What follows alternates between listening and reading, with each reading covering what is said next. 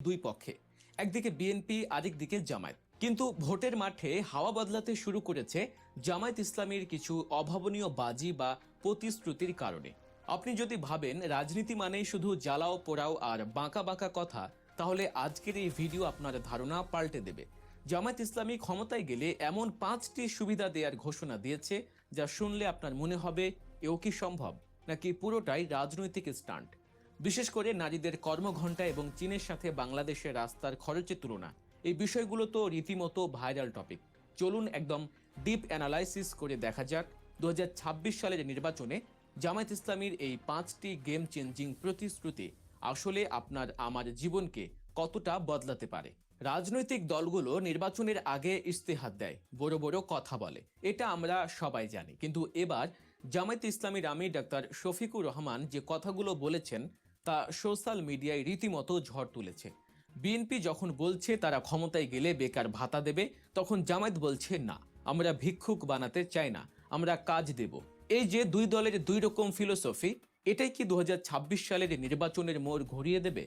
জামায়াত ইসলামী সরাসরি ঘোষণা দিয়েছে, যদি জনগণ তাদের দাঁড়িপাল্লা মার্কায় ভোট দিয়ে রাষ্ট্র ক্ষমতায় পাঠায়, তবে তারা এই 5টি অবিশ্বাস্য সুবিধা নিশ্চিত করবে। চলুন এক এক করে ব্যবচ্ছেদ করি এই 5টি পয়েন্ট।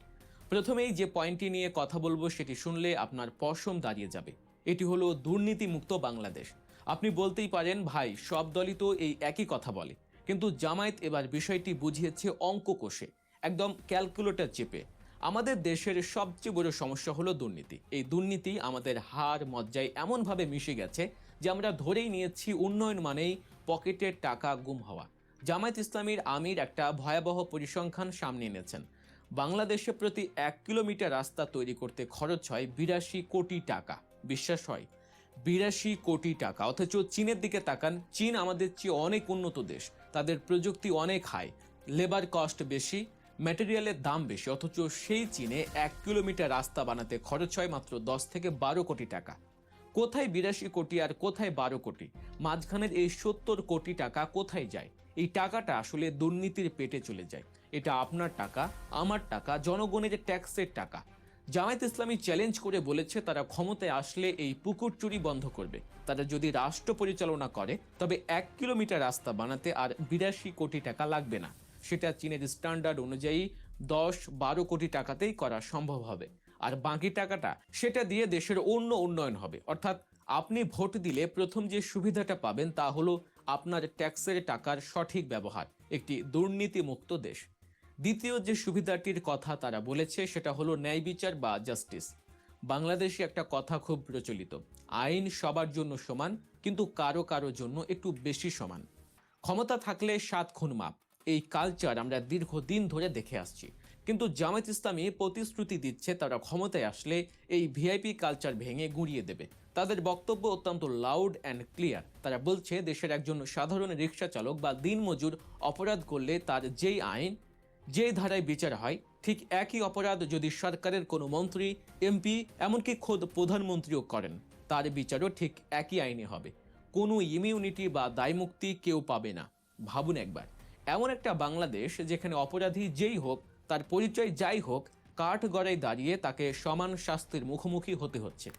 জামায়াত ইসলামীর আমির স্পষ্ট করেছেন, তাদের দলের কেউ যদি প্রধানমন্ত্রী বা প্রেসিডেন্টও হন এবং তিনি যদি অপরাধ করেন, তাকেও আইনের আওতায় আনা হবে। কোনো বিশেষ সুবিধা দিয়ে তাকে বাঁচানো যাবে না।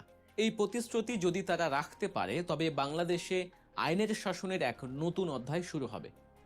দর্শক, আলোচনার মাঝখানে আপনাদের ছোট্ট একটা অনুরোধ করব, আপনারা যারা রাজনীতি, সমসাময়িক ঘটনা এবং এমন তথ্যবহুল বিশ্লেষণ পছন্দ করেন, তারা এখনই আমাদের চ্যানেল গল্প নিউজ সাবস্ক্রাইব করে ফেলুন। এবার আসি তৃতীয় পয়েন্টে। এটি বাংলাদেশের ব্যবসায়ী মহলের জন্য সবচেয়ে স্বস্তির খবর হতে পারে।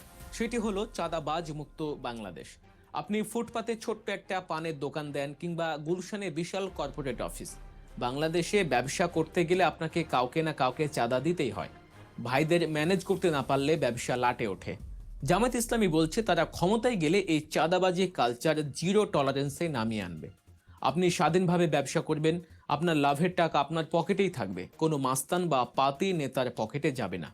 চিন্তা করুন, একজন ক্ষুদ্র ব্যবসায়ী যখন জানবেন যে মাস শেষে তাকে আয়ের একটা অংশ চাঁদা হিসেবে দিতে হবে না, তখন তিনি ব্যবসায় কতটা উৎসাহ পাবেন।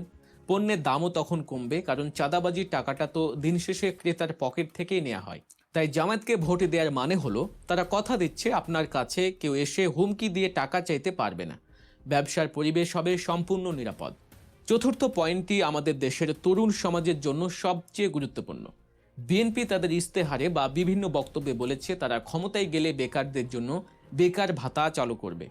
শুনতে খুব আরামদায়ক মনে হয়, তাই না? ঘরে বসে টাকা পাবো। কিন্তু জামায়াত ইসলামী এখানে সম্পূর্ণ ভিন্ন পথে হাঁটছে। তারা বলছে না, আমরা বেকার ভাতা দেব না। কেন দেবে না? তাদের যুক্তি হলো বেকার ভাতা মানুষকে অলস করে দেয়, পরনির্ভরশীল করে তোলে। তারা চায় না দেশের যুব সমাজ কারো দয়ার দিকে তাকিয়ে থাকুক। এর বদলে তাদের প্রতিশ্রুতি হলো কর্মসংস্থান। তারা এমন একটা অর্থনৈতিক কাঠামো তৈরি করবে যেখানে প্রতিটি যোগ্য তরুণের হাতে কাজ থাকবে। তাদের কথা হচ্ছে, তোমার মেধা আছে, যোগ্যতা আছে, তাহলে চাকরি তোমার হবে। কোনো মামা চাচার ঘুষের দরকার হবে না।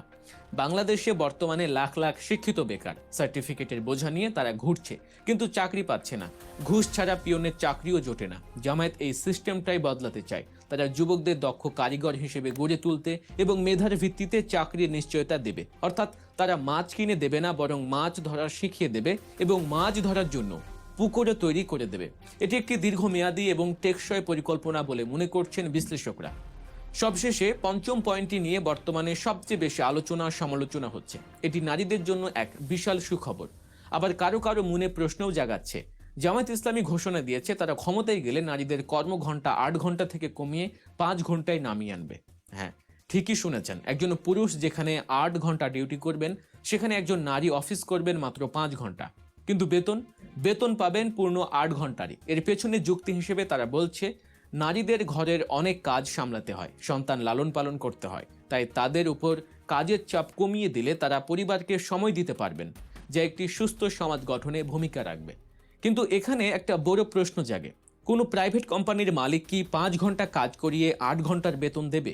মালিক তো চাইবে পুরো কাজ আদায় করে নিতে। এই জায়গায় জামায়াত ইসলামীর সমাধানটি বেশ ইন্টারেস্টিং। তারা বলছে মালিকরা নারীদের 5 ঘন্টার বেতন দেবে, আর বাকি যে 3 ঘন্টা কাজ তারা করলো না কিন্তু বেতন পাবে, সেই 3 ঘন্টার বেতনের টাকাটা সরকার ভর্তুকি হিসেবে কোম্পানিকে দিয়ে দেবে, অথবা সরাসরি নারীর অ্যাকাউন্টে দেবে। অর্থাৎ কোম্পানির মালিকের কোনো লস নেই। তিনি 5 ঘন্টার কাজ পাবেন, 5 ঘন্টার বেতন দেবেন, আর নারী কর্মচারী পাবেন 8 ঘন্টার বেতন, যার বাড়তি অংশটা আসবে রাষ্ট্রীয় কোষাগার থেকে। এটি যদি বাস্তবায়ন করা যায় তবে কর্মজীবী নারীদের জীবনযাত্রার মান অনেক উন্নত হবে। তারা ক্যারিয়ার এবং সংসার দুটোতেই সমানভাবে মনোযোগ দিতে পারবেন। তো দর্শক, এই ছিল 2026 সালের নির্বাচনকে সামনে রেখে জামায়াত ইসলামীর 5টি বড় প্রতিশ্রুতির বিশ্লেষণ। এখন দেখার বিষয় জামায়াত ইসলামী ক্ষমতায় যেতে পারে কিনা, আর ক্ষমতায় গেলে এই প্রতিশ্রুতিগুলো রাখতে পারবে কিনা, নাকি এগুলো কেবলই ভোটের আগে মানুষকে আকৃষ্ট করার কৌশল। তবে এটা মানতেই হবে তাদের এই পয়েন্টগুলো গতানুগতিক রাজনীতির বাইরে গিয়ে বেশ কিছু সিরিয়াস সমস্যার সমাধানে নতুন চিন্তার খোরাক যোগাচ্ছে। আপনাদের কাছে কি মনে হয় এই 5টি সুবিধার মধ্যে কোনটি আপনার কাছে সবচেয়ে বেশি গুরুত্বপূর্ণ? আপনাদের মূল্যবান মতামত কমেন্ট বক্সে অবশ্যই জানাবেন। আমরা সবার কমেন্ট পড়ার চেষ্টা করি।